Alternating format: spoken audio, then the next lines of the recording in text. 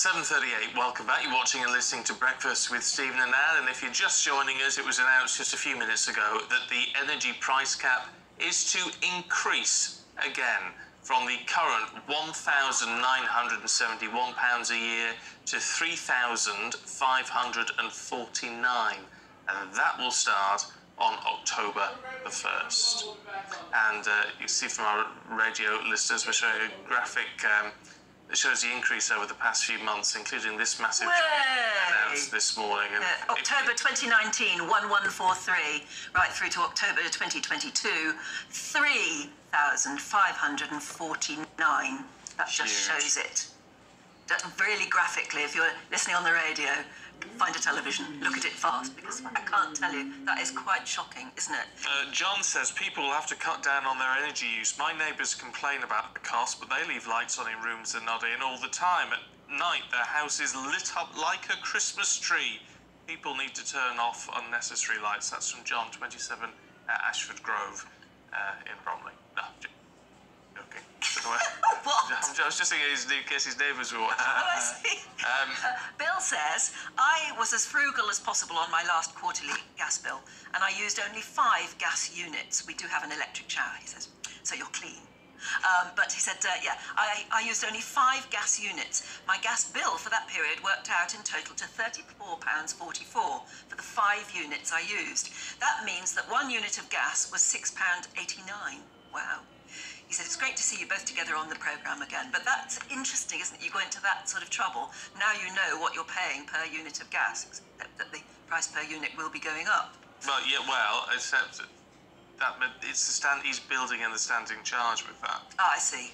Oh, that's interesting. Yeah. I wonder how long you've got that deal for. Because the standing charge is ridiculous. That's going, why is that going up? Don't know. John says a price cap doesn't mean a cap on your total energy bill. It's a cap on how much the suppliers can charge for. Yeah, and another, Mark says, why is it called an energy price cap when it keeps going up? Yeah. Cap, is it? Yeah, well, of course, British Gas traditionally don't charge the full price cap. They're about several pounds under, I mean, not a huge amount, but slightly less. So could energy companies just charge us less? And we'll just have to wait and see. Let's go through the papers for you this morning with Ella Whelan and Benjamin Butterworth. Morning to you both. Morning. Ella, let's start with The Guardian, should we? Teachers want special exam conditions for their students. Why? Yes. Well, over the throughout post-pandemic and throughout the pandemic years, there has been a recognition that because children haven't been having the adequate amount of schooling, they haven't been in school, they haven't had the right amount of teaching as normal because of school closures, that there had to be something done to mitigate the prospect that you would have sort of years of failures when it came to GCSEs and A-levels. So massage the results. Well, that's one way of putting it. I mean, there's the kind of the measures that are put in place, as it's described, are things like giving the kids more choice over the content in exams, giving them some warnings of the topics, so rather than what we had to do, which is you just turn up in the hall and freak out when you see that it's that question that you were dreading, that they had more of a helping hand. But the news is that, and I was watching, videos on social media, people opening their results yesterday. It's very emotional and lovely thing to watch. But in actual fact, the figures show that, number one, it's not as good as people thought it was going to be, GCSE results. And number two, that the discrepancy between results in London and results in, for example, Yorkshire is pretty wide. And so there is this suggestion that more needs to be done to help kids along the way because school closures were so damaging. And there's one thing that they mention here, it's just a kind of throwaway comment in the front page of The Guardian where they say, but with the threat of further waves of infection over the winter, more disruptions could lie ahead. And it makes you want to scream because you think, how are we still considering school closures at this point? How are we still considering the prospect of keeping kids away from school when it has devastated a generation's learning? You've got to say, though, that the results are down on the last couple of years, but they're still better than they were pre-pandemic. Yeah, well, and the controversy of that is that there are several teachers who have been kind of commenting over the last few days, particularly in relation to A-levels and GCSE results, saying they're very proud of their students. Students have worked incredibly hard, and teachers have as well. But there's a slight disingenuity to all of this, which is that we know that because kids haven't had the kind of rigorous schooling and indeed the kind of rigorous examinations as previously, that those opening their results, it's not the same as opening your results in 2019, because you know that there's been a level of massaging going on in relation to those figures, and so that can't continue to happen either. You have to bring, people are very anti-exam because they think it causes anxiety and stress and all the rest of that, which, in some cases might be true, but returning to a kind of normal, challenging school environment is what kids really need. Yeah, as soon as possible too. However, on a happy note, it is a bank holiday. We can all get away to the coast or whatever to go and visit family and friends, except that on Avanti West Coast, that won't be possible. Well, it won't be possible, or at least you can't plan it. So Avanti, which runs from London to Glasgow, Manchester, Liverpool, some of the biggest cities in the country. So today's Friday, the bank holiday weekend has begun, and still half of the schedule, half of the tickets for this bank holiday weekend are not available. So you can't get tickets for Sunday or Monday, and they won't be available till later on today. And I think, this is pretty incredible. And actually, I wrote this story for today's Eye newspaper, and that may be because I'm getting a train to Manchester in a few hours, so I'm directly affected by this. But the idea that, Avanti got a £17 million bonus from the government, £4 million for its bosses just a month or so ago. What? Meanwhile, they can't even publish a schedule 48 hours in advance.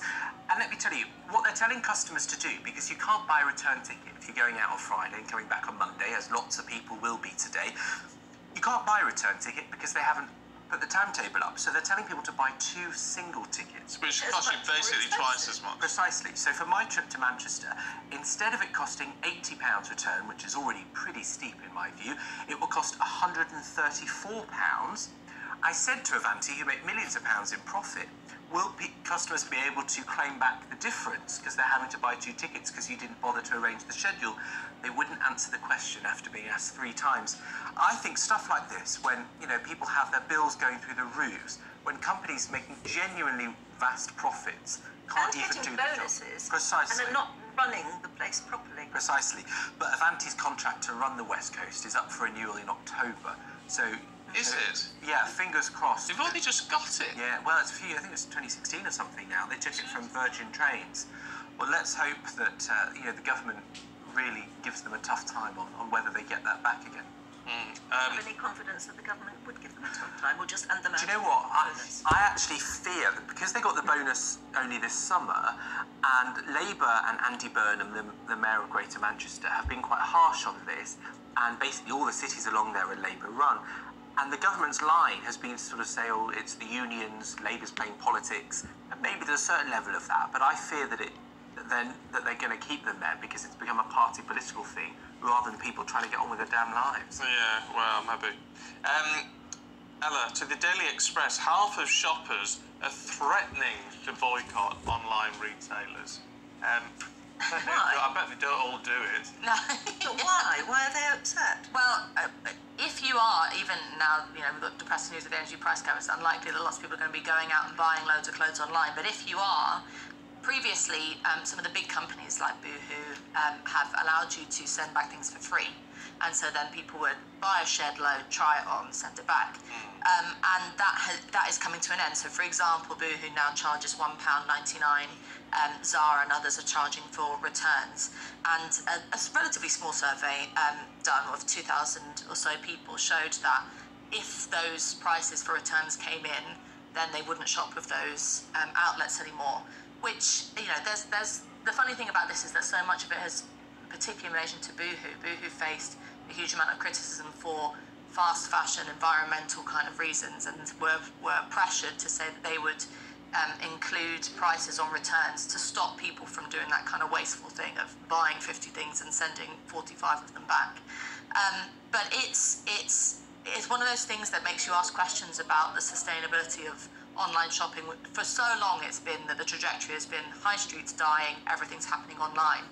But in actual fact, if you have something like this which makes online shopping that little bit more difficult, and you've actually come to terms with the fact that it'll probably cost you, or maybe it won't actually, given what you've just been talking about with Avanti, but then it might cost you a little bit less to get on the bus or the train and go into the high street and try it on. Go back into real shops again. We might actually go back into, which I think a lot of people would probably celebrate, because, you know, the joy of actually going in and shopping and the health of the high street communities and all of that.